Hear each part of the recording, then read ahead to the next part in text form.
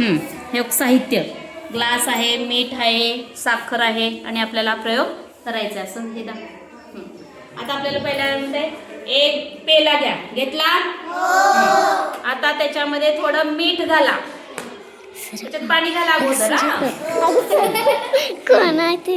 इथून दाखवायला पाहिजे. हा आता थोडं काय करा, मीठ घातलं. आता मिठाला काय करायचं आपल्याला, हलवायचंय. म्हणजे बघा पाण्यात मीठ घातलं, इकडं पुढे पाण्यात मीठ घातलंय.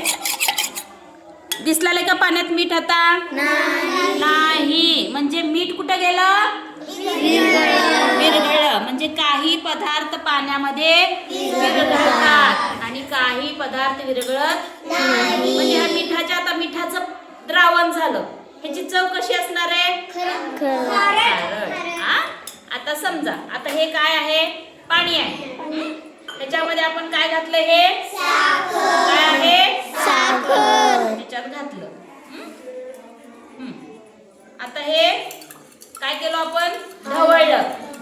काय केलं? ढवळलं. आता पाण्यात दिसते का साखर? दिसते का? दिसते का? अजून विरघळायची आहे, होय की नाही? पाण्यात साखर विरघळते का नाही? विरघळते. म्हणजे आता पाण्यात साखर विरघळली. म्हणजे आता ह्याची चव काय झाली? होय की नाही? म्हणजे साखर पाण्यात विरघळते, मीठ पाण्यात विरघळते. समजा तुम्हाला म्हणलं आता हे फळ आहे. हा फळ पाण्यात विरघळला का? नाही. एक चमचा पाण्यात विरघळला का? नाही. त्याच्यानुसार जर आपण सीस पेन्सिल खोडरबर घातलं तर पाण्यात तर विरघळणार आहे का ते? नाही. अशा पद्धतीने काही पदार्थ पाण्यात विरघळतात आणि काही पदार्थ पाण्यात विरघळणार नाही. सांगा बरं अजून काय विरघळतं पाण्यात? हा लिंबाचा रस आहे. आता ह्या लिंबाचा रस पाण्यात विरघळला की नाही?